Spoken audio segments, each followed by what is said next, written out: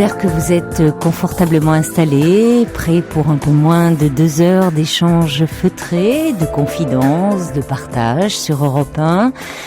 C'est ce que je vous propose tout de suite au 39 21, où vous serez accueillis ce soir par Quentin et Assiba, sous l'œil du maître de cérémonie, Philippe Chartier, qui officie en régie.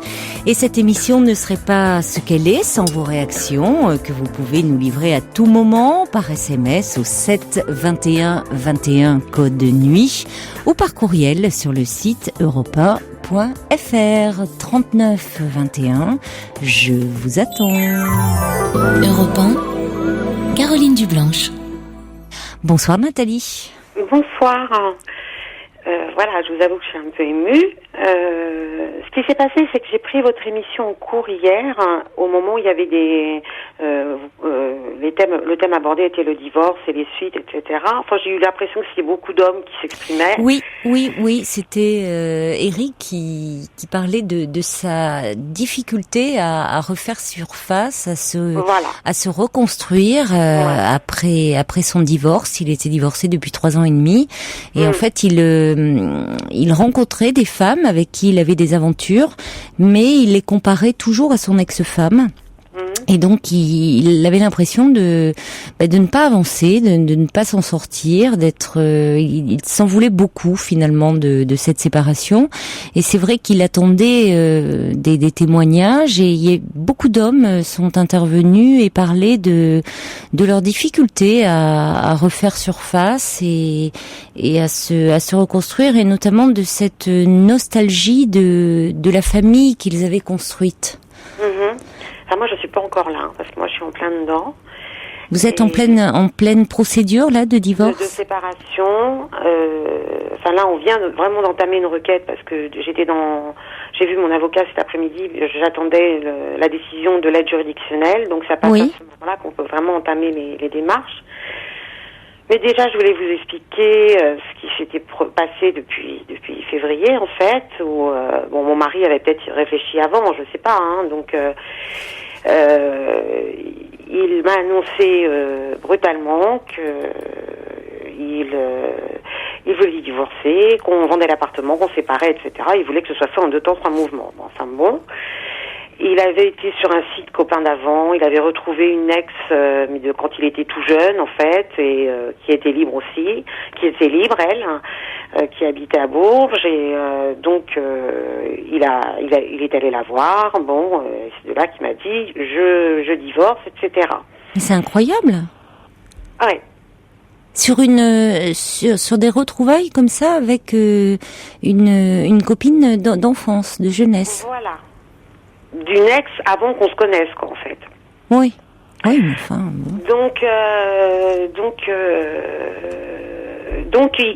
en fait, il partait la plupart des week-ends à Bourges, en me disant, je vais retrouver ma maîtresse. Il disait à mon fils, si ta mère est pas bien, t'appelles mes parents. Donc, voilà. Mais quel âge il a, votre fils ? 15 ans. Donc moi oui, mais enfin c'est le chargé d'une responsabilité qui était complètement abattu alors qui n'est pas de son ressort. Oui, c'est un peu facile quand même. Ah oui, totalement. J'avais eu des gros soucis de santé que je vous expliquerai après, mais j'étais bien stabilisée et tout, et donc voilà, de semaine en semaine, et le soir, donc quand il rentrait pour travailler ici, le soir il était sur MSN au téléphone toute la soirée. Moi j'étais à côté, mais alors j'étais inexistante. Oui. Donc, il me voyait, je voyais mon psychiatre, c'était bon, il disait, de toute façon, ça va pas se passer comme ça. Mais il me dit, par contre, ce qu'il vous fait, c'est de la maltraitance psychologique. Oui. Donc, je chutais de semaine en semaine, le psy s'inquiétait beaucoup, enfin bon. Il m'avait demandé d'aller passer une main courante pour abandon de domicile conjugal. Votre psy ? Ouais. Il m'a dit, il faut faire ce document, vous en servirez ou pas, mais il faut le faire. Oui. Donc j'ai été au commissariat pour déposer cette main courante, pour abandon de domicile conjugal, etc. Et sur toutes les conséquences que ça avait. Mais oui. Et il me dit ça, sur les conséquences que ça a, malheureusement, on peut rien faire, parce qu'il dit il faut porter plainte à ce moment-là. Je dis, mais je veux pas porter plainte. Je veux juste... je dis, à ce moment-là, j'arriverai plein de bleu, taper plein de bleu, là vous feriez quelque chose. Il me dit oui, mais pour une maltraitance psychologique, morale. Bon, voilà, c'est comme tout les harcèlements sexuels, que ce soit dans le domaine du travail ou autre, c'est beaucoup plus difficile à prouver. À établir, oui. Donc j'ai quand même fait cette main courante où il a pu quand même marquer pas mal de choses quand même. Hein. Donc voilà. Je chutais de semaine en semaine en dépression, en fait, jusqu'à faire une tentative de suicide, mais une grosse tentative. Là, j'avais bien préparé et tout. J'avais écrit une lettre à mon fils, j'avais écrit une lettre à mes parents, une lettre à ma meilleure amie. Bon, voilà, je savais que ça allait mettre le bazar, hein, mais bon. Et de là, j'ai fait une pneumopathie, etc. Je suis restée 3 semaines dans le coma. J'ai fait 3 mois d'hôpital après, parce qu'après, je suis allée en service de psychiatrie où je vois mon psychiatre à Mont-d'Or, en fait. D'accord. Donc, là, vous venez de sortir ? Je suis sortie mi-août. D'accord. Donc, c'était difficile à reprendre le dessus. Hein. J'étais. Surtout en plus que vous étiez très affaiblie physiquement aussi. Voilà. Avec cette pneumopathie là. Et donc là, il est parti. Comment a-t-il réagi lorsque vous avez été hospitalisé ? Est-ce que là, il a été plus bienveillant avec vous ? Enfin, non, il est venu vous voir, oui. Il est venu me voir à l'hôpital pour me dire que après cette tentative de suicide, il me haïssait et que si j'avais en plus été morte, il aurait eu plein d'emmerdements. Il est venu vous voir et il vous a dit ça au moment où vous étiez... Et il a dit en plus j'ai eu des menaces de mort. Puis j'ai dit de la part de qui ? Il me dit ça te regarde pas. Bon, enfin ça je me demande si c'est vrai ou pas. Bon, enfin bref, voilà. Oui, enfin, on vient pas, même si dans les faits il vous en voulait à ce moment-là, et on ne vient pas exprimer sa haine à quelqu'un qui vient de mettre fin à ses jours, même s'il éprouvait beaucoup d'agressivité, parce que derrière il devait y avoir beaucoup de culpabilité. Mais néanmoins, je pense pas qu'il se sentait coupable de quoi que ce soit. Pour exprimer autant de violence, on peut penser qu'il y avait de la culpabilité. Mais bon, enfin, on ne vient pas exprimer comme ça toute sa violence à quelqu'un qui est dans un état d'aussi grande fragilité. Après, je suis toujours atterrée quand que des personnes qui se sont aimées, parce que si vous voulez, on a le droit de se séparer de l'autre. Bien sûr, on a le droit, on n'est pas lié à vie. Faire sa vie et tout. Bon alors, mais si vous voulez, je trouve que on se doit de respecter l'autre et de quand même bien agir. Or là, c'est vrai que tout ce que vous décrivez, c'est vrai qu'il ne vous a absolument pas ménagé.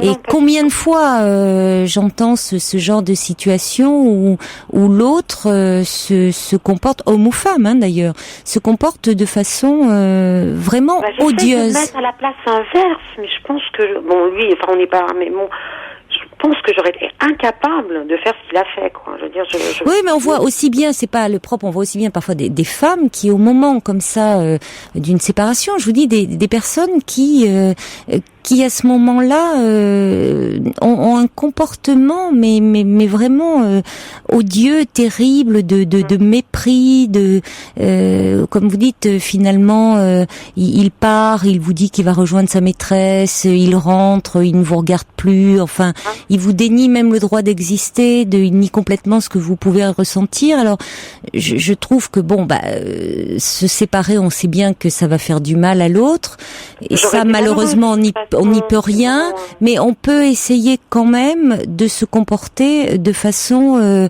déjà responsable et minimum humaine vis-à-vis de quelqu'un que l'on a aimé et que l'on n'aime plus. Ça peut arriver malheureusement, mais pour autant il doit toujours y avoir du respect de l'autre, et parfois on peut garder une certaine tendresse par rapport à cette personne. Bon, alors ça peut revenir par la suite, mais se comporter de la sorte est vraiment terrifiant, quoi.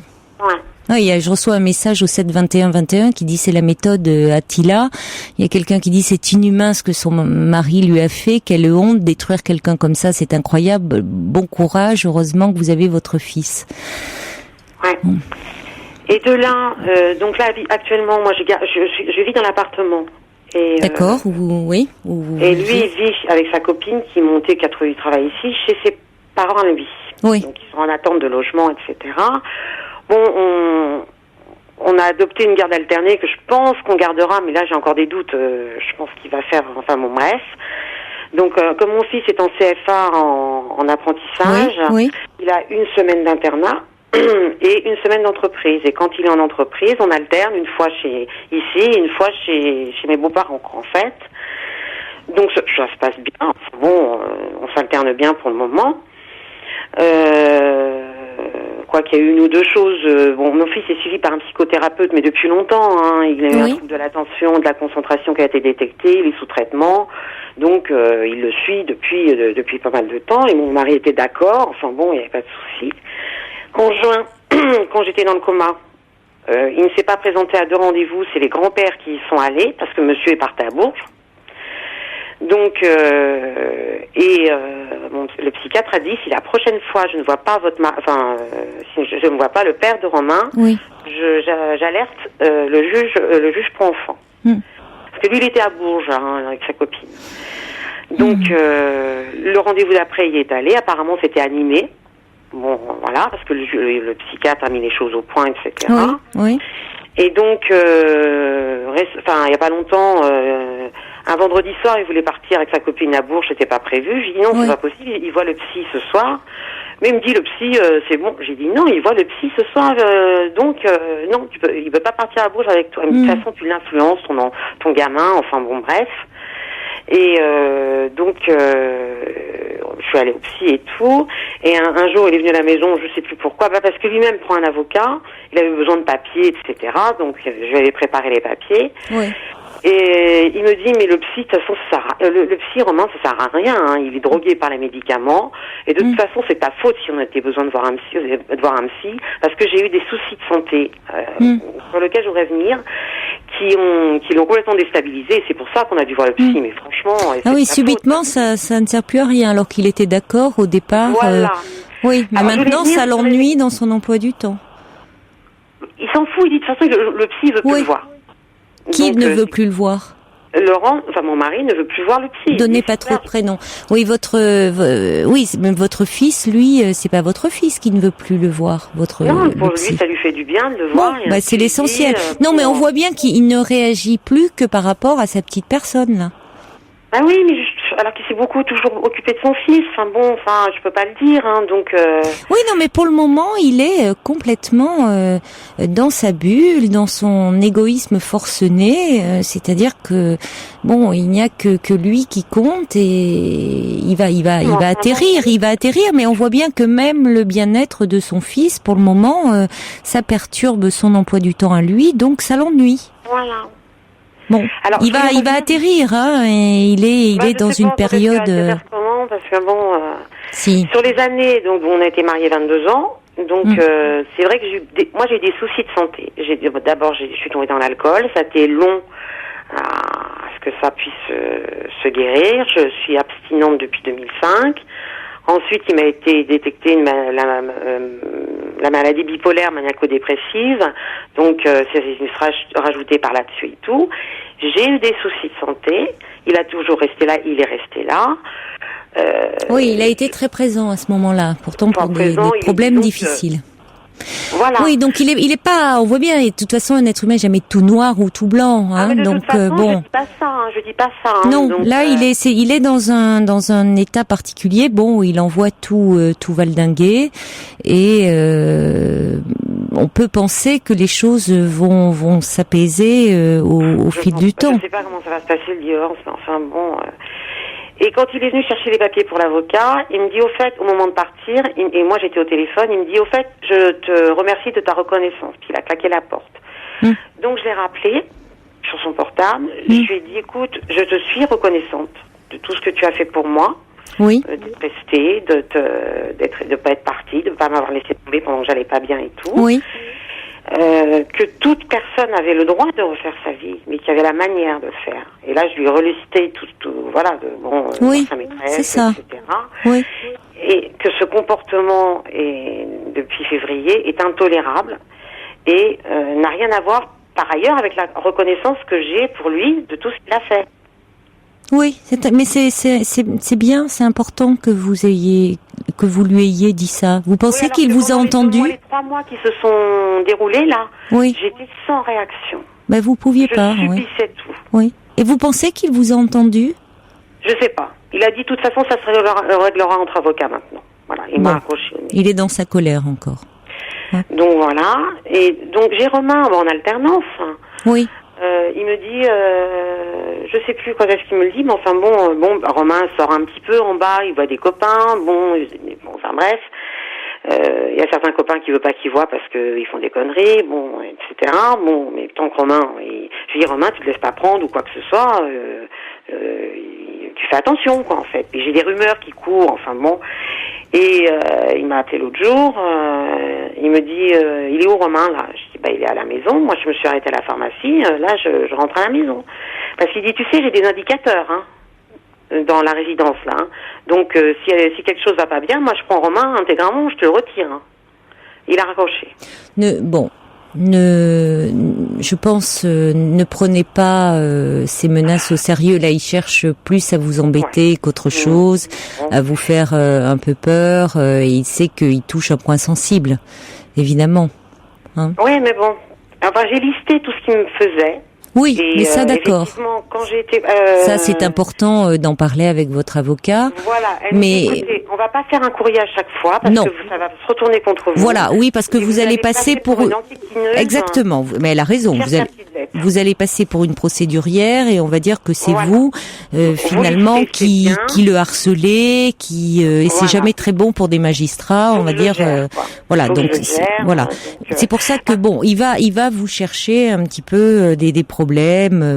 Mais écoutez, c'est un garçon qui a 15 ans et on sait bien, il n'était pas 2h du matin quand il a appelé pour savoir où était son fils, ni même minuit. Il a des indicateurs dans la résidence. Mais je sais pas. Ne le prenez pas au sérieux. Mais ne le prenez pas au sérieux.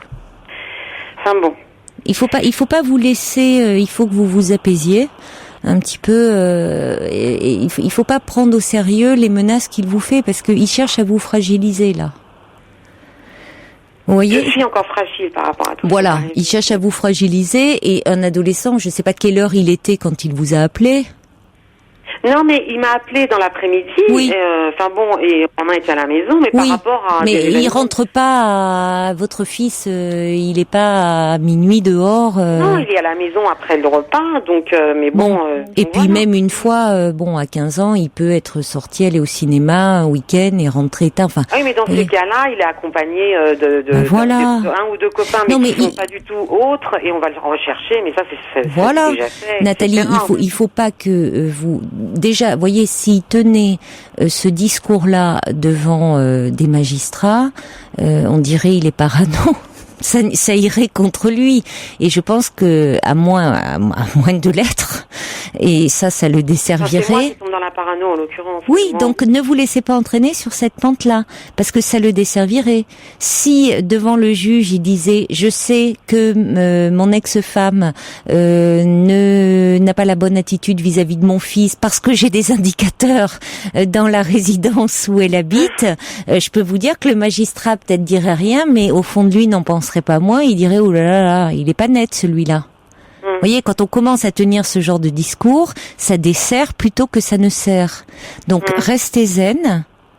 Voilà, vous savez, il ne faut pas rentrer dans son jeu. Et puis je voudrais éviter, alors la procédure sans PAM et tout, il va y avoir conciliation, il va y avoir... Oui. Je voudrais éviter. Je comprends que ça vous angoisse. Je comprends. Mais ça, il faut en parler avec votre avocat, dire que vous ne voulez pas rentrer sur ce terrain-là. Donc votre avocat peut... comment est l'autre avocat? Je sais pas comment ça va se passer. Écoutez, ils peuvent aussi s'arranger entre avocats. C'est-à-dire que votre avocat peut passer un coup de fil à l'avocat de votre mari et dire écoutez, ma cliente ne tient pas à ce qu'il y ait un déballage de linge sale et voudrait que les choses se passent assez dignement. Donc, vous voyez, il peut prendre un peu la température et les avocats peuvent se mettre d'accord là-dessus quand même. Voyez, que ça soit pas la curée. La conciliation pour déterminer les dispositions du divorce, etc. C'est les avocats qui parle. Oui. Si le juge a besoin d'avoir des renseignements complémentaires, il peut interroger l'un ou l'autre. Mais si votre mari commence à déballer des trucs, le juge va lui dire stop. Oui, qu'on tombe pas dans le sordide. Oui. Et puis bon, parlez-en aussi beaucoup. Et j'imagine que j'ai pas besoin de vous le dire, Nathalie, à votre psychiatre. De façon façon à pouvoir être apaisé. C'est vrai que c'est toujours une épreuve, hein. C'est la procédure de divorce et ce règlement de compte, mais le fait, vous, d'avoir un lieu pour en parler, de justement toutes ces peurs comme ça qui sont bien compréhensibles, et de voir aussi, de dire à votre avocat que vous ne voulez pas que ça soit un règlement de compte sordide, ça va être entendu, hein, je pense. Bon courage à vous, en tout cas. Il y a juste une chose, alors pour les vacances de fin d'année, il a décidé, la première semaine de Noël, c'est moi qui la prenais, la deuxième semaine de jour de l'an, c'est lui qui la prenait. Puis en rentre de porte, il me dit, mais au fait, pour Noël, on descend 2 ou 3 jours à Bourges avec Romain pour faire la fête, etc. Et voilà, donc ça s'est stoppé là. Donc là, il me dit, par contre, elle me dit, j'ai demandé à Romain si ça l'intéresse, si ça le plaisait de descendre à Bourges et tout. Il me dit oui, pourquoi pas, lui le pauvre il suit, hein, donc et je dis bon, à ce moment-là on va intervertir les semaines. Il me donne pas la semaine de Noël alors qu'il part à Noël 3 jours. Et moi je prends le jour de l'an et voilà, mais ça vous en parlerez avec aussi ça peut se négocier peut-être avant, hein. Je peux lui en parler avec Romain. Mais écoutez, votre fils est grand, il a quand même 15 ans, et puis il peut effectivement décider. Il est entraîné dans des choses, il veut pas prendre parti. Non, il ne faut pas qu'il prenne parti. Il vaut mieux ne pas le mettre dans cette position-là, mais il peut très bien, passer à ce moment-là Noël avec son père, essayer d'apaiser les choses, et puis vous passerez le jour de l'an ensemble. Ou à 15 ans, il voudra peut-être le passer avec des amis, mais enfin le 1er janvier ensemble. Voyez, essayez de temporiser là. C'est pas le moment de vous affronter là-dessus parce que c'est votre fils qui en fera les frais. Donc vous avez raison d'être plus intelligent. Elle est loin. Attendez, vous savez, parfois il peut y avoir des divorces très conflictuels et puis finalement. Non, mais après, quand tout sera passé. Pas forcément. Je me trouve seule. Mais attendez. N'allez pas trop vite, Nathalie. Chaque chose après l'autre. Vraiment. En tout cas, quelques réactions pour conclure. Il y a Jean-Marie qui dit c'est vrai qu'il a une attitude odieuse de venir vous voir à l'hôpital et de dire des paroles ignobles dans votre état. Tenez le coup pour votre fils et pour vous. Courage et amitié. Coco qui dit heureusement que vous avez votre psy pour vous aider et qui vous a donné un bon conseil pour la main courante. Bon courage à vous. Et Claire qui dit vous devez vous protéger, vous et votre enfant. Votre survie en dépend. Et puis il y a Kevin qui nous écrit en disant je pense que le mari de cette dame doit être complètement perdu pour avoir ce genre d'attitude. Il ne sait plus où il va, ni ce qu'il fait ou doit faire. Mais ça, je vous dis, ça peut aussi rentrer dans l'ordre après coup. Il y a beaucoup de choses qui se règlent comme ça au moment d'une séparation, qui explosent. C'est vraiment un moment de crise. Et puis, ça peut rentrer dans l'ordre peut-être plus vite que vous ne le pensez. D'accord. Puis on en reparlera quand tout ça sera un peu passé, toutes les procédures. Je rappellerai peut-être bien sûr. Une fois que tout sera fini. Avec plaisir. Avec plaisir. Je vous remercie beaucoup. Bon courage, Nathalie. Au revoir. Merci. Au revoir.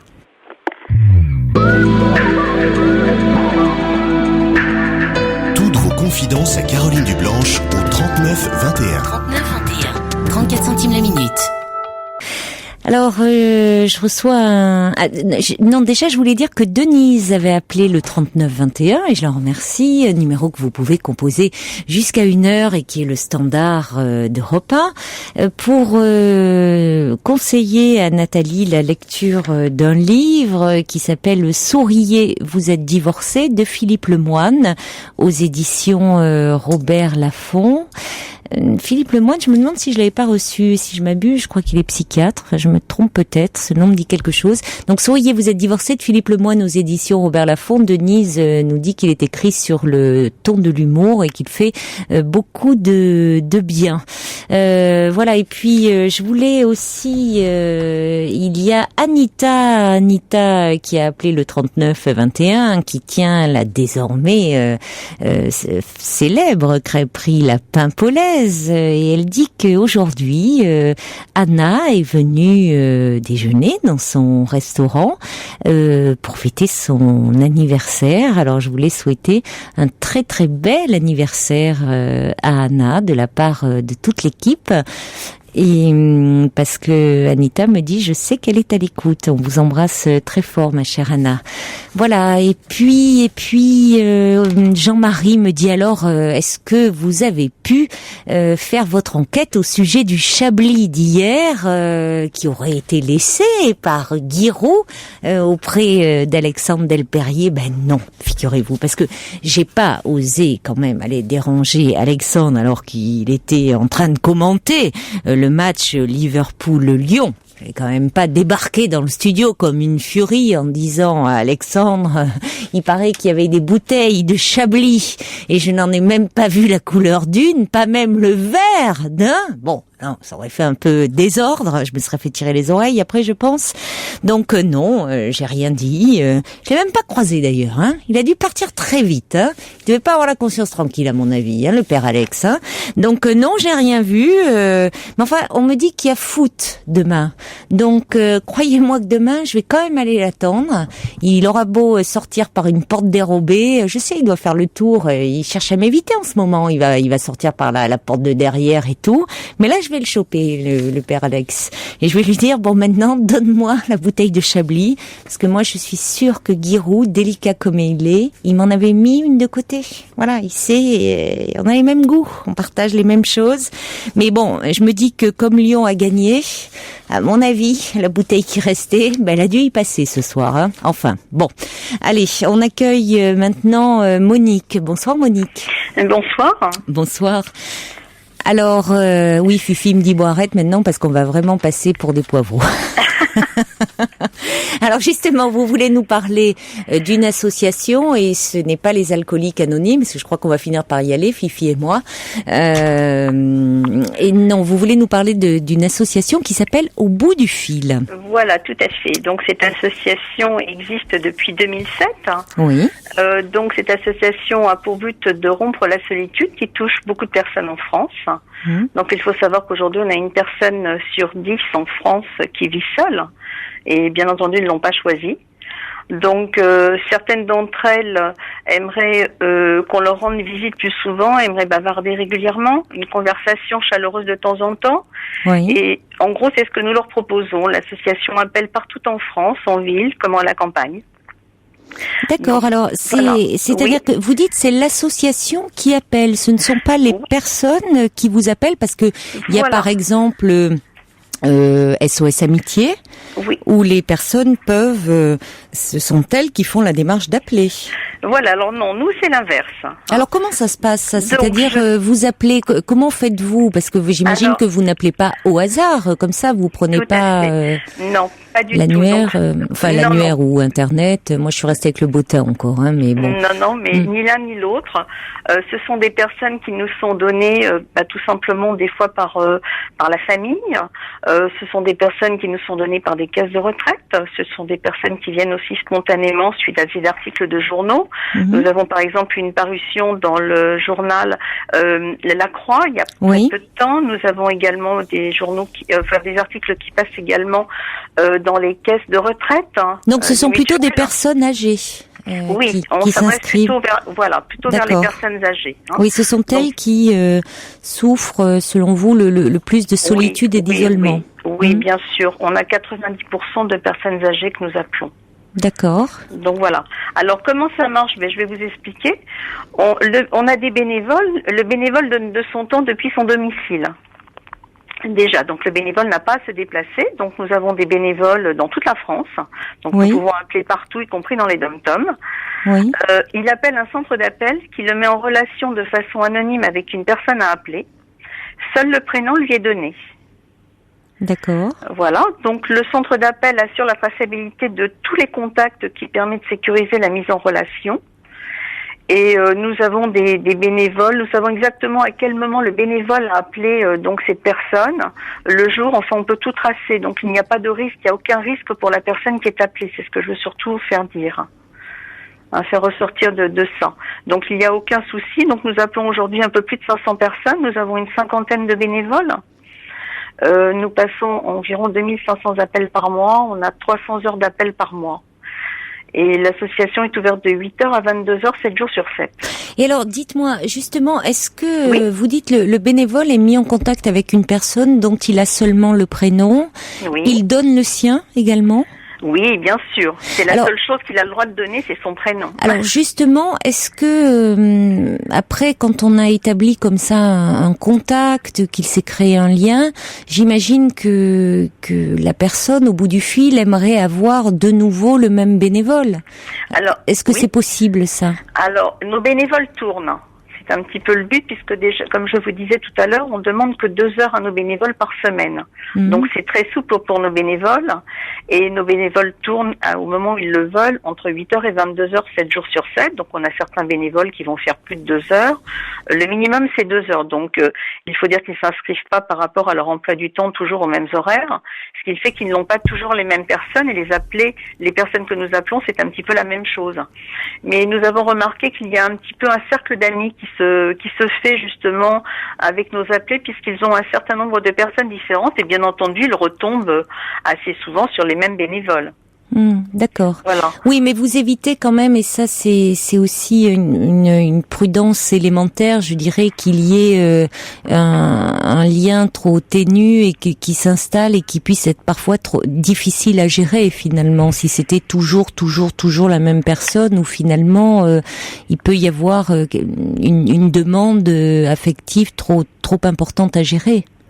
Ça se peut aussi, voilà. Donc c'est un petit peu ça, mais les personnes que nous appelons aiment bien avoir des conversations avec des personnes différentes. Hein. Nos bénévoles sont âgés de 25 ans jusqu'à 83 ans. Ah oui. Voilà. Donc j'allais vous demander, quel est le profil un peu des personnes bénévoles? Est-ce que c'était 25 à 83 ans. Donc, donc ça donne des. Oui, voilà. D'accord. Quelle est leur motivation justement? Alors c'est parce que j'imagine que ce sont pas les mêmes motivations quand on vient dans votre association qu'on a 25 ans ou qu'on en a plus de 80. Eh ben, écoutez, c'est tout simple. Je pense que c'est des personnes qui ont à donner tout simplement. Et pour diverses raisons, des fois, par exemple, les personnes jeunes sont actives et ne peuvent pas forcément se rendre dans des centres, si vous voulez, pour prendre le téléphone 1 heure ou 2 heures ou plus. Et donc, nous, l'avantage, c'est qu'on peut téléphoner de chez soi. Donc ça, c'est très, très important. Et nous avons également des personnes donc qui ont jusqu'à 83 ans et nous avons des personnes handicapées également. Et elles peuvent toujours donner et toujours de chez elles. Oui, alors c'est important parce que vous nous aviez envoyé un courriel. Vous dites que, au fond, ce sujet pouvait être intéressant pour l'émission parce que vous la connaissez bien, l'émission, et vous savez qu'on y parle souvent de solitude. Alors bien évidemment, sûr. Solitude, les personnes qui l'éprouvent, qui la vivent, qui reçoivent très peu de visites, qui ont très peu d'échanges, mais aussi parfois des personnes qui se retrouvent à la retraite. On a eu des situations comme ça et qui ne savent plus très bien, qui se sentent un peu inutiles, laissés sur le bas-côté et qui ne savent plus très bien que faire pour, je dis pas occuper leur temps parce que ça serait péjoratif, le côté remplir un planning, occuper son temps, mais finalement qui sentent qu'elles ont encore plein de choses à donner et qui ne savent pas toujours comment. Donc vous recherchez toujours des bénévoles? Bien entendu, bien sûr, puisque tous les jours nous avons des nouvelles personnes à appeler. Et bien entendu, nous recherchons des bénévoles. Il nous arrive des fois, dans les personnes que nous appelons, justement des jeunes retraités ou des fois des personnes plus âgées qui souhaitent, au bout d'un moment, disent nous avons assez reçu de vous et aujourd'hui nous avons envie de donner. Ah oui. Donc ils deviennent bénévoles. Oui. Voilà. Donc voilà. Donc l'association, effectivement, elle est ouverte à tous. Et donc ça c'est dans toute la France, vous dites dom-tom compris. Hein. Voilà, nous avons des personnes qui sont dans les 4 coins de France. Donc nous avons des personnes qui voyagent tout simplement à travers nos bénévoles, puisque nous avons des fois des personnes qui sont tout simplement alitées, paralysées, enfin tout un tas de choses. Et nos bénévoles leur permet de les faire un petit peu voyager dans la région où ils sont. Donc c'est pour ça qu'en changeant de bénévole, ça leur permet de voyager régulièrement. Alors justement, je reçois un SMS là au 7 21 21 de Sergio qui dit moi je veux bien donner 2 heures par semaine. Qu'est-ce qu'on peut faire dans ces cas-là? Il y a un numéro où on peut vous appeler? Oui, bien sûr, je vais donner le numéro. Donc c'est le 01 70 oui 55 30 69. On le répète une fois, 01 70 55 30 69. Voilà. Ou un site peut-être? Alors, oui, bien entendu, elles peuvent aller directement sur le site auboutdufil.org. www.auboutdufil.org. Voilà. Mais elles peuvent également téléphoner donc sur ce numéro, elles me laissent un message et bien entendu, je les rappellerai. Donc 01 70 55 30 69. Je voulais vous demander, vous dites tous les sujets peuvent être abordés, il n'y a aucun tabou. Quels sont les sujets ou le sujet qui revient le plus souvent? Oh, c'est la solitude, c'est l'ennui, c'est ne pas déranger les enfants qui n'ont pas forcément le temps de venir voir les parents.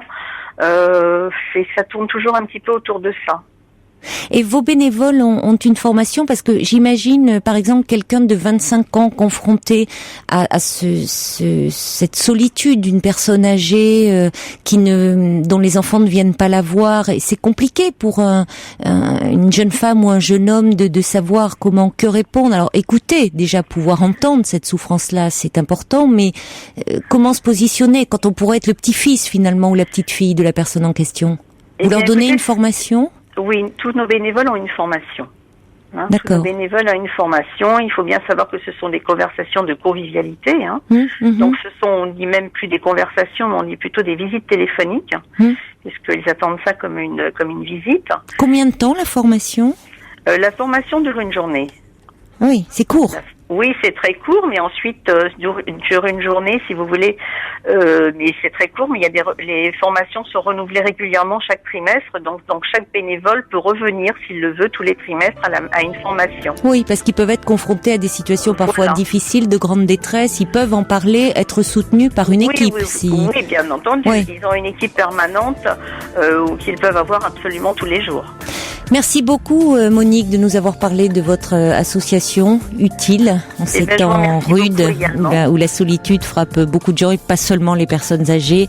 Donc au bout du fil 01 70 55 30 69, vous aurez Monique au bout du fil qui vous dira comment devenir bénévole si vous le souhaitez. Il y a Jean-Marie qui dit bravo madame pour votre association, c'est bien de penser aux personnes âgées, amitié. Yann Ejoud qui dit adorable Sergio qui nous révèle ce soir une âme douce et bienveillante. On n'a pas attendu ce soir pour le savoir en tout cas. Merci beaucoup.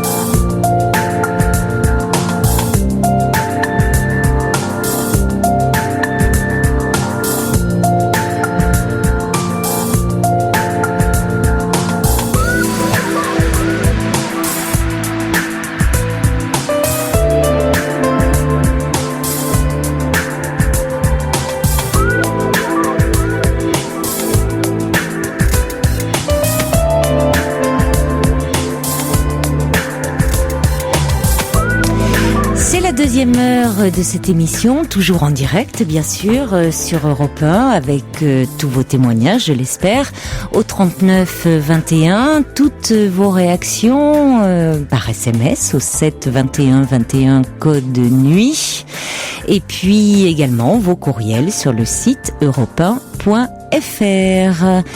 Des anniversaires aujourd'hui, je vois qui arrive Lucille qui me dit pourriez-vous souhaiter un bon anniversaire à Benjamin qui fête ses 30 ans. On vous écoute tous les deux en ce moment. Très bel anniversaire Benjamin, 30 ans effectivement. Quel bel âge. Et puis Sergio qui me dit minuit est passé, on est le 21 et mon bibou a 20 ans. Alors je me dis c'est qui le bibou? Eh bien le bibou petit bout, c'est Yann, voilà, et où on apprend que Sergio a une grande fille, mais aussi un garçon, voilà, qui fête ses 20 ans. Alors, eh bien, à vos 20 ans, mon cher Yann, vraiment très bel anniversaire à vous. Et puis j'ai également des réactions, toujours le Chablis, qui vous préoccupe également. On se dit, on va mener l'enquête, on va mettre les meilleurs experts sur le terrain. Il y a, alors vous taquinez un peu Giroud. Il y a le subversif qui me dit, petite précision à toute fin utile, Monsieur Giroud qualifie de bouteille de Chablis le litre en plastique de cristalline. Et puis il y a Sergio qui me dit, je vais le prévenir l'ami Alex, encore un scorpion, que demain ça va être sa fête, que vous allez l'attendre pour savoir ce qu'elles sont devenues. Puis il me dit, bon, je voudrais quand même vous préciser que Giroud donne peu, mais qu'il vend pas cher. Mais il le dit lui-même. Et alors, c'est un très bon gestionnaire. Et ça a donné de très belles choses, de très bons résultats. Et puis, par temps de crise, eh bien, il faut bien savoir gérer son budget. Donc, il a raison, Giroud. Voilà. Mais moi, je suis sûre que c'était pas de la cristalline. Voilà, hier soir. J'en suis sûre. Je les ai pas croisés dans les couloirs, les garçons, mais on m'a dit qu'ils étaient de très bonne humeur. Et à mon avis, c'était bien du Chablis. Alors, il y a quelqu'un d'ailleurs, il y a Nico de Brinon sur Armançon. Il me dit, moi, si vous voulez, Caroline, j'ai du Chablis pour vous et votre équipe. Votre équipe aussi, parce que vous n'êtes pas une soularde. Je vous remercie, Nico, de Brinon sur Armançon, de rétablir un peu la vérité. Parce que franchement, pour qui on me fait passer dans cette émission, franchement, donc merci à vous, Nico. Au moins, voilà, vous savez, vous, à qui vous avez affaire. Voilà, j'apprécie les bonnes choses, le bon vin, mais avec modération. Et puis un petit message de Chantal qui réagissait à l'appel de Monique, qui nous parlait de l'association Au bout du fil. Et justement, Chantal nous dit, je suis bénévole à l'association Au bout du fil. C'est une belle action, alors venez nous rejoindre. Voilà. On va accueillir maintenant Sylviane. Bonsoir Sylviane. Oui, bonsoir. Bonsoir. Voilà, je téléphone pour, comment on pourrait dire, voilà, je subis actuellement un harcèlement au travail par ma chef. Ça fait 7 ans que je travaille avec elle. Je travaille dans une collectivité territoriale. Oui. On vient de changer une municipalité. Cette personne doit prendre sa retraite. Dans combien de temps? Jusqu'au mois de février. Et elle est obligée de la prendre, en fin de compte, par rapport à la nouvelle municipalité. Oui. Et cette dame a décidé d'harceler le monde. Vous n'êtes pas la seule, donc? Je suis la seule, pratiquement, parce que je travaille qu'avec elle. Les gens sont au courant, personne ne bouge. Vendredi, j'ai fait un malaise, elle m'a laissé par terre. Mais je ne baisserai pas les bras et je vais faire intervenir le syndicat. Et je comprends les gens qui regardent leurs fenêtres comme à France Télécom, parce que personne aide dans ces cas-là. Ça a commencé quand, ce harcèlement? Depuis qu'elle sait qu'elle doit partir à la retraite? Tout à fait. Je travaillais très bien avec elle. Et là, ça la tracasse de partir à la retraite, on la force. Et là, franchement... C'est une mise à la retraite anticipée, alors? Disons qu'elle a 60 ans, mais elle voulait continuer et on lui a dit qu'il fallait mieux qu'elle parte. Mais elle le savait, donc, si elle est dans une... on peut continuer jusqu'à 65 ans. D'accord. Oui, donc elle prend un coup de massue sur la tête et elle devient agressive. Agressive, méchante. Oui. Quand je veux m'exprimer avec elle, elle me dit « Allez dans votre niche ». Vous êtes une employée modèle. Elle me refait faire des courriers 15 fois. Et jusque-là, elle n'avait pas du tout ce comportement-là. Avant, vous travailliez en relativement bon terme, même bien, vous dites, en bon terme. Elle avait du caractère, je lui répondais. On disait, de toute façon, se disputer, des fois, ça forge l'amitié. Mais là, elle est horrible. Ce matin, je suis arrivée, j'ai posé mon sac. Je ne sais même plus ce qu'elle m'a dit comme reproche. Je me suis évanouie, je me suis mis en arrêt de maladie. Mais je ne baisserai pas les bras. Je vais aller voir le syndicat, je vais ameuter partout. Et je veux dire aux gens qui sont dans mon cas, surtout, ne regardez pas les fenêtres. Moi, je l'ai regardé cet après-midi, la fenêtre de mon bureau. Mais ça m'apporte quoi? Ça va rien m'apporter de me faire du mal à moi. Non, ça certainement pas. Surtout que cette dame va partir en plus en février là. Hein. Oui, mais je ne tiendrai pas parce que c'est horrible. Les gens même en prennent conscience. Même là, vous pensez, février, ça vous paraît même trop long. C'est trop long. Et bon. Oui, moi, pourtant, elle part quand? Début février? Oui. Et pour vous, même là, vous pensez ne pas pouvoir tenir? Non. C'est du harcèlement, tout ce qui se passe dans le service, c'est de ma faute. C'est systématiquement de ma faute. Oui. Et vous n'avez pas pu en parler aux supérieurs, à ceux qui sont au-dessus d'elle? Demander un rendez-vous en disant... J'en ai parlé aujourd'hui. Demain, j'attends un coup de fil. Le syndicat, c'est pareil. Moi, si je dois retourner travailler avec cette personne, il faut faire quelque chose pour me changer de service. Oui, c'est ça, à dire que finalement, depuis qu'elle a appris qu'elle devait partir à la retraite, son comportement a brutalement changé et elle est devenue extrêmement tyrannique, tenant des propos inacceptables, ayant une conduite inacceptable. Est-ce que il y a eu des témoins? Oui. Est-ce qu'ils seraient prêts à témoigner en votre faveur? Tout à fait.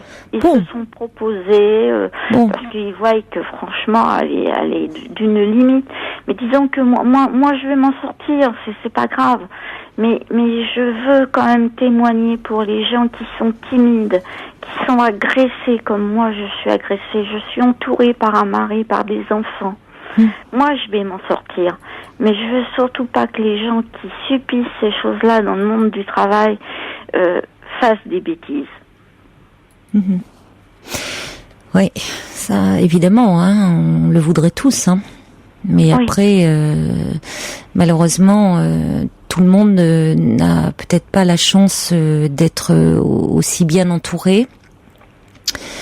Et puis après, il y a une question de personnalité, d'histoire aussi, de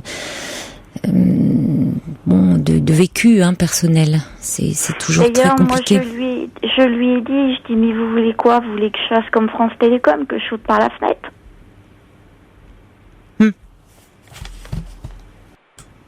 Et je dis à tous ces gens-là, accrochez-vous, le travail, c'est quand même... Le travail, c'est un travail, mais il faut pas en arriver là. Ça, c'est certain. C'est certain. Alors, il y a des messages qui arrivent en disant que vous pouvez aussi prendre rendez-vous avec la médecine du travail, dont vous dépendez. Oui. J'ai déjà fait.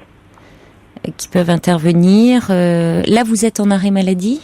Oui, je me suis arrêtée ce matin sur un coup de tête. Je le regrette parce que j'aime bien travailler. Pourquoi? Non, c'est pas... Oui, mais enfin, vous avez quand même eu un malaise, là, ce matin. Tout à fait. Donc, c'est que... On m'a ramenée à la maison parce que... Vous réagissez aussi... c'est que physiquement et psychiquement, vous n'en pouvez plus. Disons que je suis très en colère après moi parce qu'avant, j'arrivais à répondre. Et maintenant, mon corps, quand elle m'agresse, ma tête se brouille et je tombe, en fin de compte. Je n'arrive plus à me contrôler. Oui, mais ça, c'est un signe, Sylviane, de fatigue, Voilà.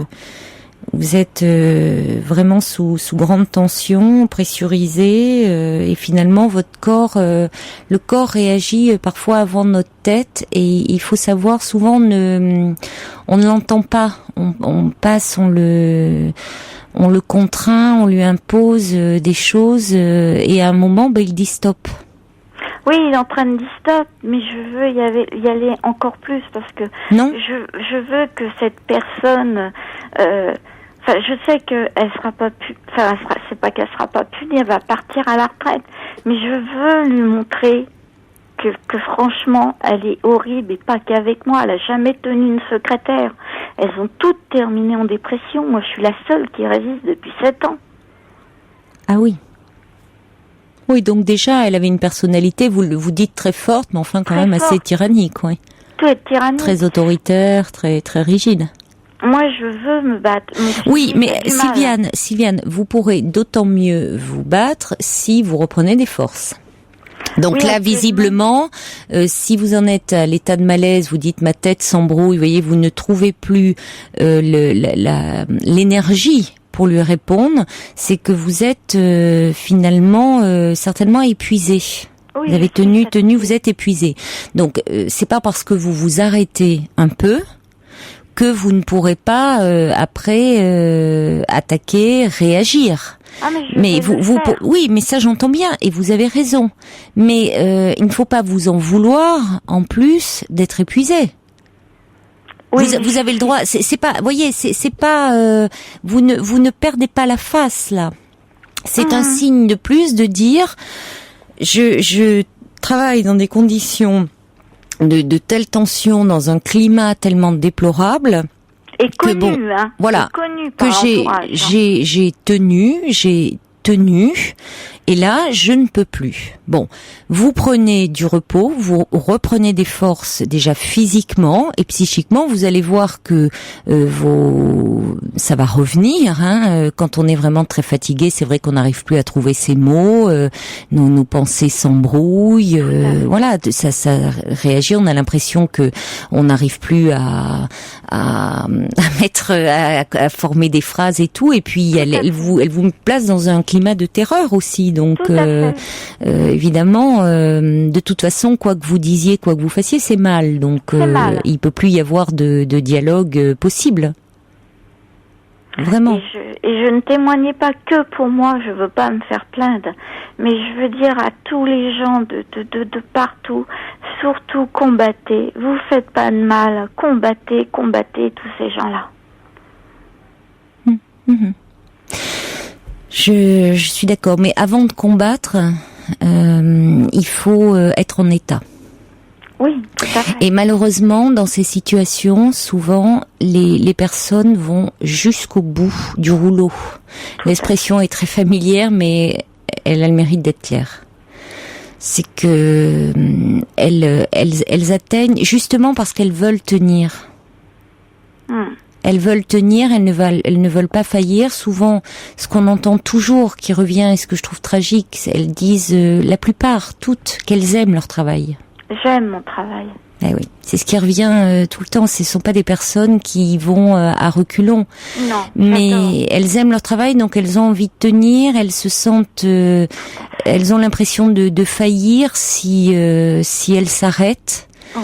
Et elles se disent qu'elles vont perdre la face à cette personne qui les malmène, qui les brutalise.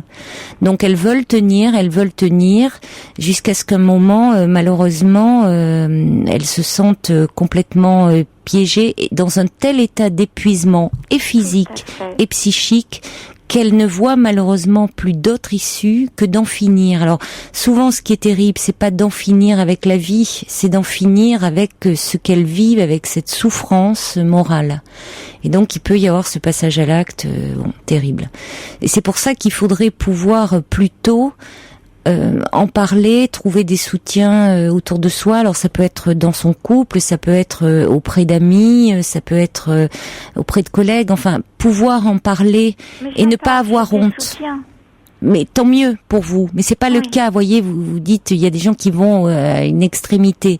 Mais souvent il y a la honte parce qu'on est dans une société où aussi sans le travail, on a l'impression qu'on n'est plus rien, quoi. C'est ça qui est terrible. Tout à fait. Que finalement on est faible, qu'on n'assume pas. Voilà, on est dans une société qui valorise aussi la performance. Tout à fait. La valeur travail, on existe à travers son travail. Donc sinon, on n'y est plus rien. Voilà. Donc bon. C'est ce que dit le subversif aussi. Attendre qu'une personnalité perverse ait soudainement de la considération est une aspiration vaine, parce que parmi ceux qui harcèlent, il y a des personnalités perverses. Il n'y a pas que ça, mais il y a aussi des gens qui sont soumis eux-mêmes à la pression, qui sont dépassés, qui sont dépassés, qui n'ont pas les compétences parfois pour le poste, et qui du coup la pression qu'ils subissent, il la répercute sur ceux qui sont en dessous d'eux hiérarchiquement. Et puis il y a malheureusement aussi des pervers. Hein. Oui. Bon. Alors je téléphonais. Bon, c'est pour parler un peu de mon cas, mais pour dire aux gens. Oui, j'entends. Oui. Accrochez-vous, parce que moi aussi je l'ai regardé la fenêtre aujourd'hui. Oui, mais c'est pour ça. Voyez, il vaut mieux que vous soyez en arrêt. Oui. Voilà. Il vaut mieux que vous soyez en arrêt parce que dans des moments comme ça, on ne sait, personne n'est à l'abri. Hein. On croit toujours que, au fond, le suicide c'est pour les autres. On se pense toujours plus fort et parfois, dans un moment de fragilité et de grande fatigue, j'insiste, physique et psychique, on ne sait jamais. Et je dis encore. Personne n'est à l'abri, donc il faut vraiment se reposer et je crois que c'est très bien que vous soyez arrêté. Et après, vous ferez ce qui sera important de faire. Mais David a raison parce que il dit que il envoie un SMS au 7 21 21 code nuit en disant le plus inquiétant c'est le comportement anormal de votre chef qui dit David pète les plombs du fait de se retrouver sur la touche. Votre devoir est de le signaler au médecin du travail et à vos supérieurs parce que c'est quand même si elle s'en va, c'est quand même elle aussi est très mal sa décharge. Oui, elle est très mal, parce qu'elle a perdu son pouvoir là. Voilà. Bon, donc c'est quand même à signaler ça. Voilà. Tout est fait, tout est signalé, tout est fait. Alors maintenant, reposez-vous. Voilà. Mais je témoigne toujours pour les gens. Accrochez-vous.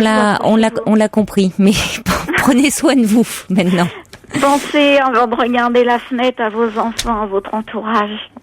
Prenez déjà soin de vous et merci de votre témoignage. Voilà, c'était juste un tout petit témoignage. Merci Sylviane. Au revoir. Au revoir.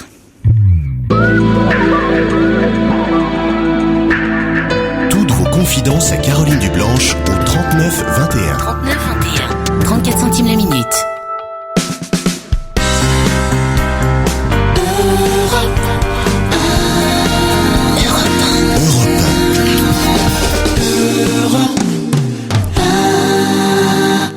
Alors des messages encore qui arrivent pour Sylviane, Brigitte qui lui dit parce que Sylviane hésitait un peu à parler d'elle et voulait surtout lancer un message pour les personnes qui souffraient dans leur travail et dire de se battre et de ne pas se laisser faire. Brigitte dit mais si, on peut vous plaindre aussi, prenez soin de vous autant que possible et bon courage. Un message qui arrive aussi au 7 21 21 code nuit en disant vous ne parlez pas de votre direction, avez-vous parlé avec eux, il faut parler haut et fort tous ensemble. Et puis j'ai une petite non, c'est Adia qui m'écrit sur europe1.fr qui dit heureusement que vous êtes là pour éclairer mes insomnies en ce moment. Dans une quinzaine de jours, je suis interne et comme tous mes futurs collègues, je stresse. Je savoure ainsi mes derniers jours de repos. Promis, j'essaierai encore de vous écouter et de réagir après le 2 novembre, mais je ne promets rien, ma chère Adia. On compte sur vous, hein. Vous participez souvent à l'émission, souvent quand Emma, d'ailleurs, notre autre jeune interne intervient. Donc j'espère que on vous aura quand même de temps en temps, même si je sais que la vie d'une jeune interne est dure et compliquée avec les gardes. Alexis, pardonnez-moi, mais j'ai plusieurs mails qui m'arrivent d'un coup, donc c'est pas trop dans l'ordre. Alexis revient sur le témoignage de Sylviane en disant Sylviane devrait prendre un avocat. Avec des patrons qui utilisent le harcèlement pour exister, il ne faut pas discuter. Je vis la même chose, nous dit Alexis, depuis juillet 2007, et mon avocat m'aide beaucoup à lutter contre la tyrannie du supérieur hiérarchique, qu'elle tienne le coup. Et puis Jean-Pierre, lui, revenait sur l'association Au bout du fil, qui dit bravo à cette association, je viens de visiter rapidement le site, il est très bien fait, et si le plumage est à la hauteur du ramage, je vais sans doute proposer mes modestes services. C'est un peu ce que je cherchais. Moi, ma solitude, je l'ai choisie, et je l'assume. 3 petits points, enfin, le mieux possible, nous dit Jean-Pierre. Et on accueille maintenant Valérie. Bonsoir Valérie. Bonsoir. Bonsoir. Alors en fait, moi je vous appelle par rapport au problème des TOC. Oui. C'est-à-dire que moi ça fait des années que j'ai des TOC et je l'ai très très très mal vécu. C'est-à-dire que quand j'ai 40 ans, j'ai eu des TOC petites, mais j'avais pas compris que c'en était. Ça s'est passé pendant des années. Et il y a à peu près 8 ans, ça m'est retombé dessus, mais de façon très violente. Et si vous voulez, j'en ai souffert, mais de façon épouvantable. Bien souvent, on me conseillait, alors mon généraliste, de prendre des médicaments. Et j'ai lutté pendant des années pour ne pas prendre des médicaments parce que j'étais certaine que ça allait j'allais être, je sais pas, comme un zombie, que j'allais pas être normale et si vous voulez, plus ça a été, plus je me suis enfoncée dans les rituels. C'est une maladie qui, je pense, est très très mal comprise par beaucoup de gens parce que moi, bien souvent, on peut croire que c'est un problème de volonté. J'appelle pour deux raisons. Oh non. Oui. Pardon ? Oui, enfin non, pardonnez-moi, je vous ai interrompu, mais oui, c'est pas la volonté qui est en cause. C'est pas la volonté. Oui. En fait, j'appelle pour deux raisons. La première, c'est quand même pour expliquer aux personnes qui ne connaissent pas le TOC. Alors, trouble obsessionnel compulsif. Hein, voilà, trouble obsessionnel compulsif. C'est pour expliquer aux familles qu'on a un malade chez eux, parce que donc c'est une maladie. Et moi, j'ai mis des années à me dire malade, parce que j'avais honte et je voulais pas dire que j'étais malade. Il y a deux raisons. C'est que la première, c'est ça, c'est que je veux quand même expliquer jusqu'où peut aller cette souffrance. Et la deuxième, c'est pour les malades que j'appelle aussi. C'est parce que moi, j'ai fini au bout de 7 ans, après une crise qui a duré quand même près de 16 heures à faire des rituels, c'est-à-dire toute une nuit à faire des rituels, et la matinée, j'en pouvais plus. J'ai une très bonne amie, heureusement, qui était près de moi, à qui je pouvais confier tout ça. Et il est arrivé un jour où je me suis dit j'en peux plus, je vais crever, parce que c'est ce que je me disais. Et bien que j'ai 2 enfants, je me disais... En quoi consistaient vos TOC ?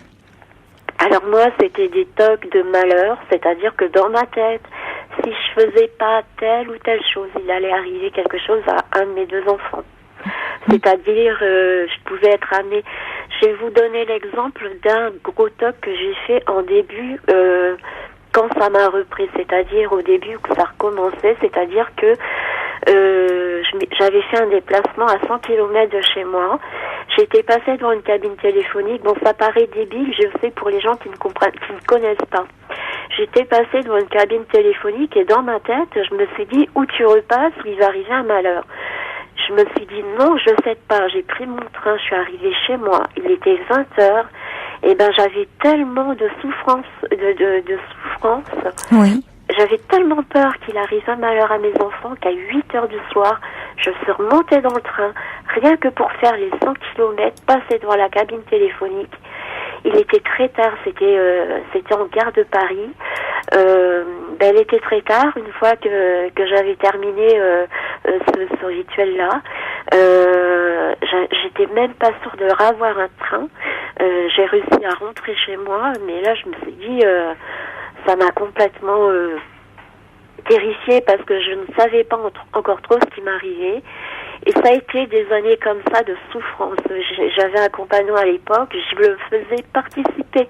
Je devenais agressive parce que s'il participait pas des choses débiles, c'était avance, recule, non, avance encore, mais des choses terribles.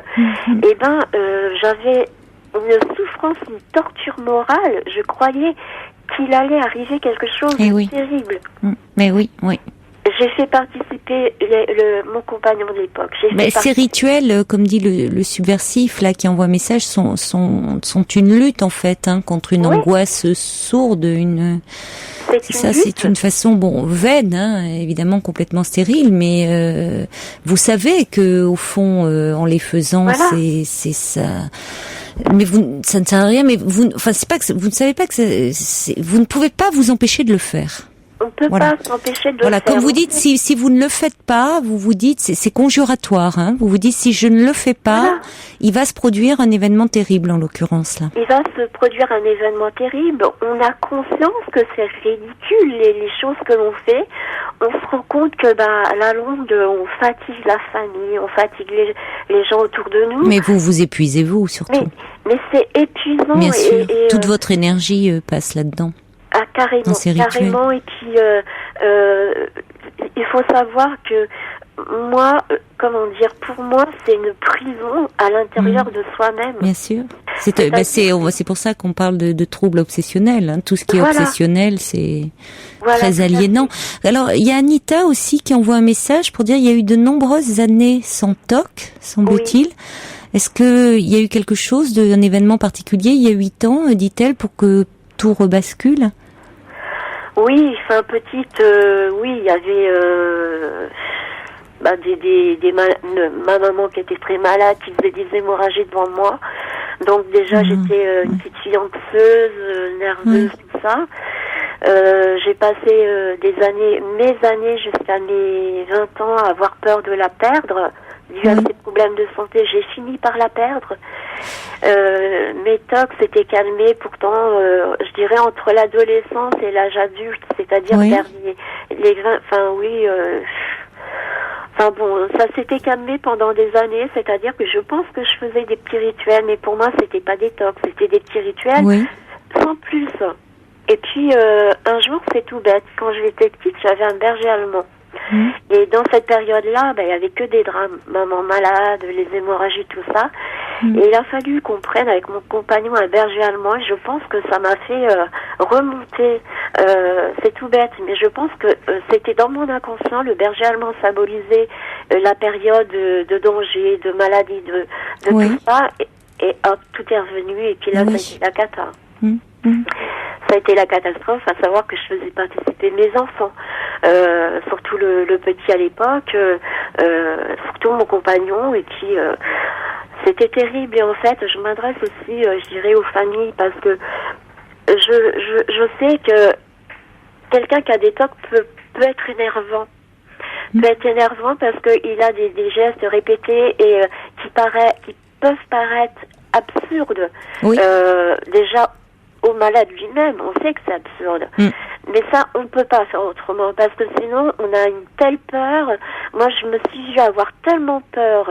Si je luttais contre un TOC, je me suis vue être limite à me sentir mal. Bien sûr. Donc, et oui, l'angoisse gagnait du terrain. Voilà, donc je faisais les rituels. Et ça m'a coûté mon couple. Mais bon, je comprends complètement. Et ce que je veux dire aux familles, c'est que je vous assure que c'est une souffrance terrible. C'est pas du cinéma quand on voit quelqu'un faire des gestes, répéter des mots ou des phrases. Oui, il y a ça aussi. Oui. Voilà. Non, c'est tout sauf du cinéma. C'est vraiment quelque chose où, comme vous dites, la personne qui le fait se rend compte qu'il y a quelque chose d'absurde, mais ne peut s'empêcher néanmoins de le faire. Et donc, ça n'a rien à voir avec la volonté, parce que il y a quelque chose de complètement obsessionnel, comme le nom l'indique. Et c'est pour ça, quand vous disiez les traitements, pendant des années, vous avez lutté pour ne pas en prendre. Or, il y a des traitements, et notamment des antidépresseurs, un certain type d'antidépresseurs, qui agit très bien sur les TOC. Mais c'est vrai que parallèlement, c'est bien d'y associer une psychothérapie.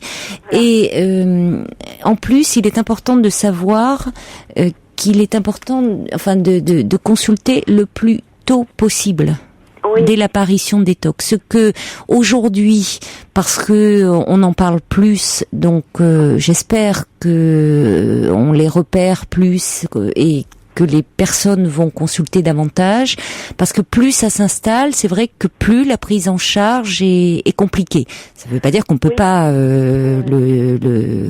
s'en sortir, mais il vaut mieux ne pas, parce que ça s'accentue et c'est plus compliqué après de s'en défaire. Donc quand il y a quelque chose qui est en train de s'installer, il vaut mieux consulter assez rapidement.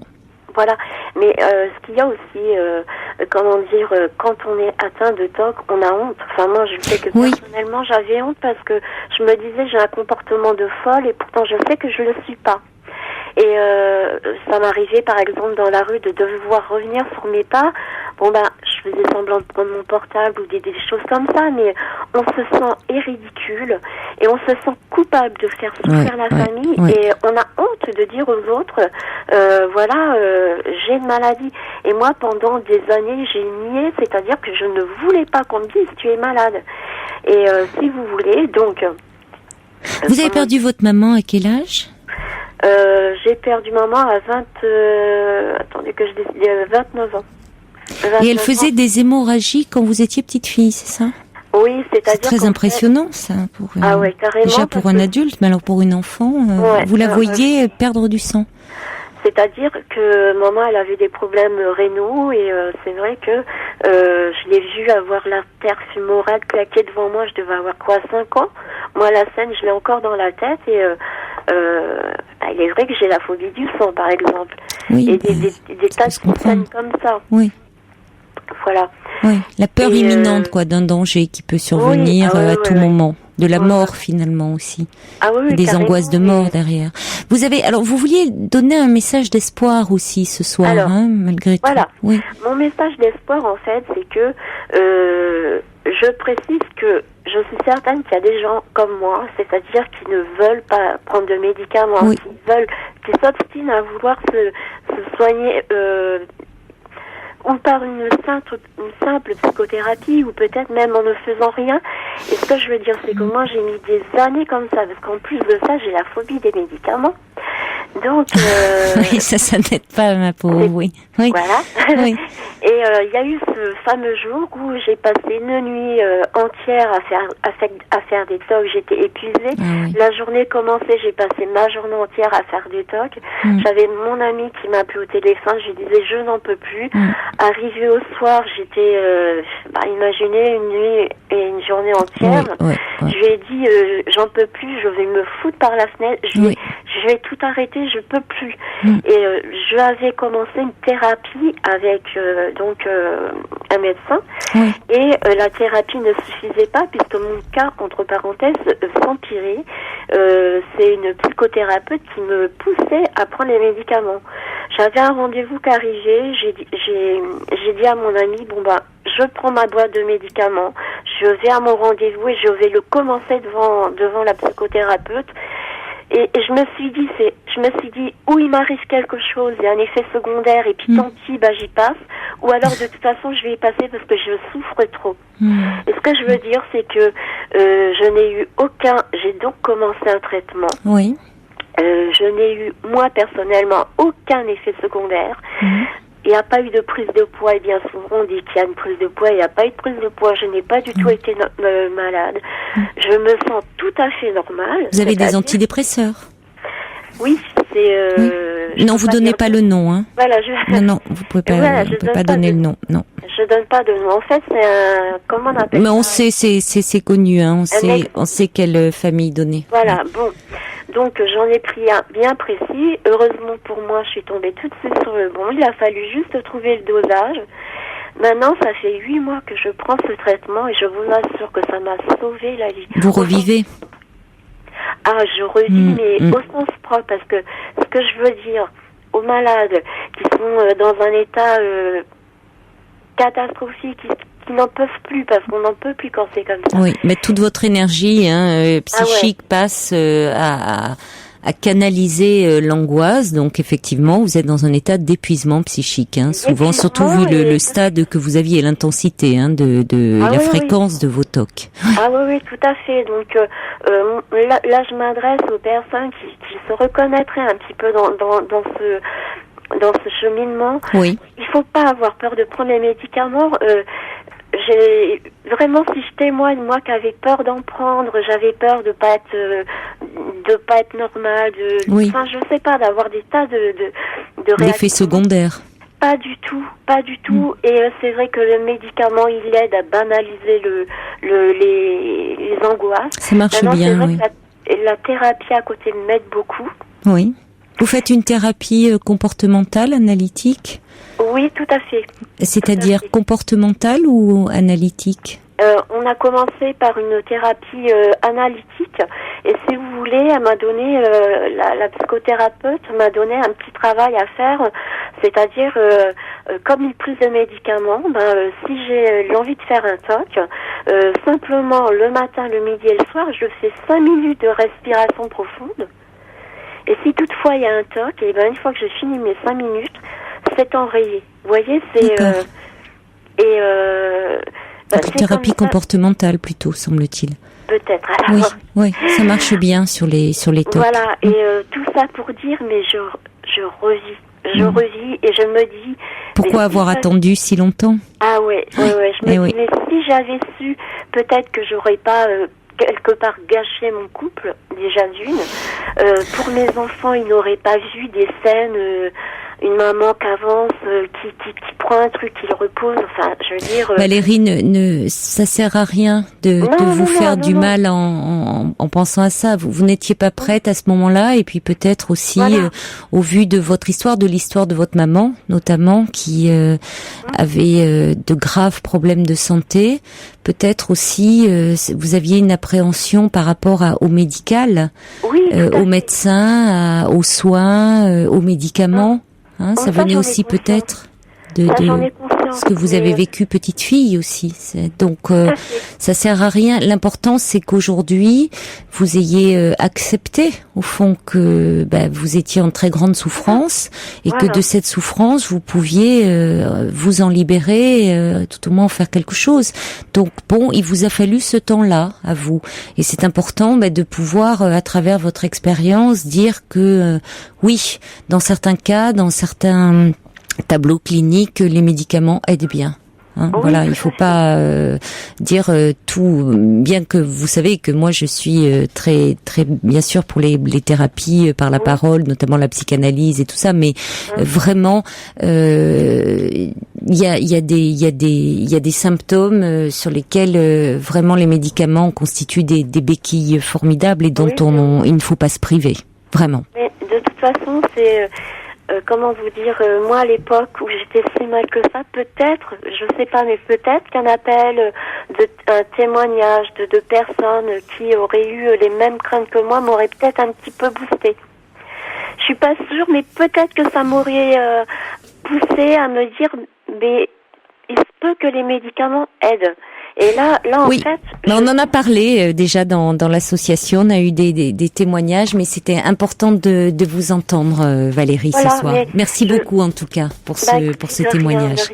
Je dois vous laisser parce que je voudrais donner la parole aussi à Frédéric, qui est directeur à l'inspection du travail, qui voudrait rebondir un peu sur le témoignage de Sylviane, et je vois qu'on arrive à la fin de l'émission, mais c'était important de vous entendre. Merci Valérie beaucoup pour ce témoignage. Merci m'avoir pris à l'antenne.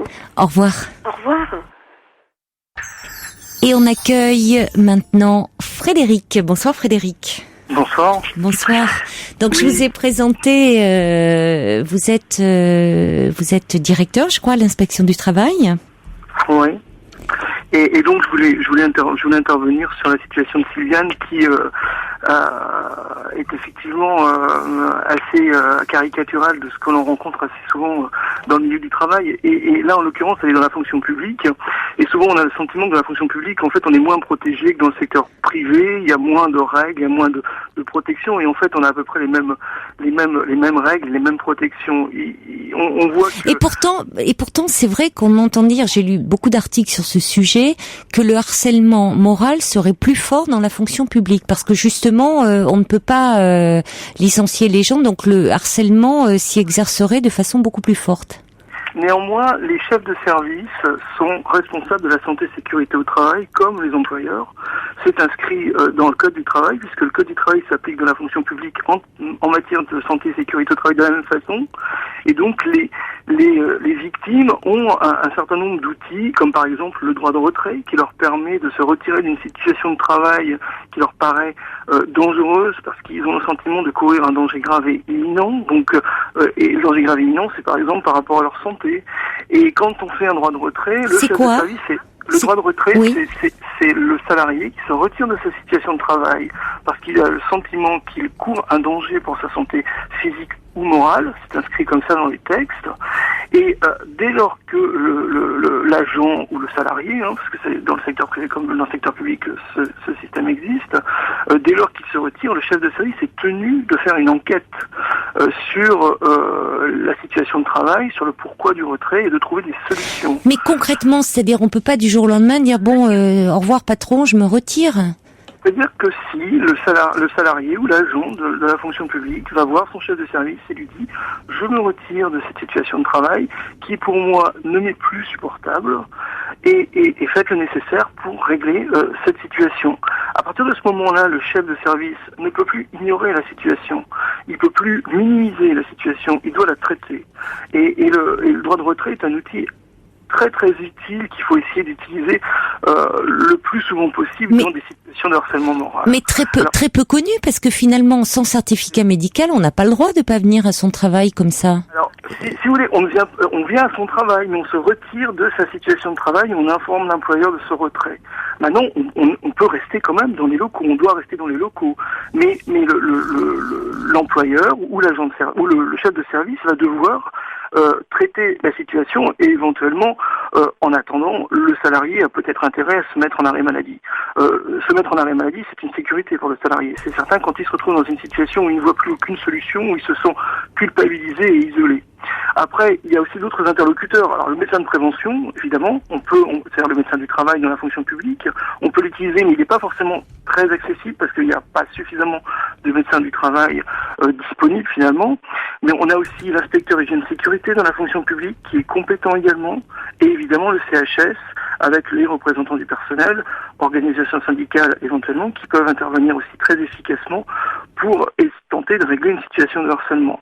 Donc il y a beaucoup d'outils comme ça qui sont à disposition. Le malheur, c'est qu'effectivement les agents ne les connaissent pas et donc ne les utilisent pas. Voilà. Et concrètement, par rapport à la situation de Sylviane, là, que peut-elle faire, hormis exercer ce droit de retrait? Elle peut, parce que c'est cette supérieure hiérarchique part à la retraite, mais que peut-elle faire d'autre? Elle est dans une collectivité territoriale, donc c'est une supérieure hiérarchique, mais il y a d'autres supérieures hiérarchiques. Donc en fait, il faut qu'elle exerce. Si elle retourne au travail après son arrêt, si elle retourne au travail, eh bien éventuellement, si la situation se réitère, elle peut se retirer et en informer le chef de service de son chef de service, de façon à ce que il y ait une enquête qui s'effectue. Et puis il faut avertir les IHS, donc les inspecteurs hygiène sécurité, et le CHS impérativement dès qu'elle retourne au travail. Je répète, les chefs de service ont la responsabilité de la santé et sécurité des agents. De ce fait, ils sont pénalement répréhensibles dès lors qu'il arrive quelque chose aux agents de la fonction publique et ils peuvent être condamnés à ce titre. Donc il faut systématiquement responsabiliser les chefs de service pour qu'ils interviennent efficacement dans le traitement d'une situation de harcèlement moral, comme d'ailleurs en ce qui concerne tous les aspects de la santé et de la sécurité au travail, même en dehors du harcèlement. Vous dites qu'ils peuvent être pénalement responsables? Absolument. Mais dans les faits, ça ne s'est pas vu encore. Si, c'est déjà arrivé, mais pas forcément pour des situations de harcèlement moral. J'ai pas souvenir de jurisprudence concernant des situations de harcèlement moral. Dans des cas de suicide, vous voulez dire, où on a pu attaquer l'entreprise, comme chez Renault, où cette dame veut attaquer des années après pour le suicide de son conjoint, par exemple? Alors, dès lors que le chef de service était informé de la situation de souffrance au travail, de stress, de charge mentale, et que rien n'a été fait, il n'est pas impossible que le juge judiciaire, donc le juge pénal, décide de la responsabilité du salarié. D'ailleurs, il y a des textes de droit pénal qui effectivement le prévoient. Donc là, on a peu de condamnations, Mais ce que je veux surtout souligner par là, c'est que le chef de service a une véritable responsabilité. Donc la victime doit rappeler cette responsabilité du chef de service. Dites-moi, de façon à traiter au mieux. Parce que là, l'émission se termine. Frédéric, vous recevez beaucoup, il y a de plaintes, enfin beaucoup de gens vous contactent pour des problèmes de harcèlement. C'est en augmentation. Alors, on a quand même beaucoup de plaintes pour des situations de harcèlement. Alors après, le traitement du harcèlement qu'on peut faire nous laisse penser que quelquefois on n'est pas dans des situations de harcèlement. D'accord. Bon, j'aurais pas dû vous relancer parce que malheureusement c'est l'heure et je dois vraiment rendre l'antenne. C'est dommage parce que j'aurai encore plein de questions à vous poser. Peut-être un autre soir si vous êtes libre, Frédéric. Oui, bien sûr. On aura, je le crains, d'autres situations comme ça de salariés en souffrance dans leur travail. Merci beaucoup en tout cas d'avoir été avec nous ce soir. Merci. Et peut-être à une autre fois. Au revoir. Je vous souhaite une très belle nuit, faites de jolis rêves. Il est maintenant 1h, vous écoutez Europe 1.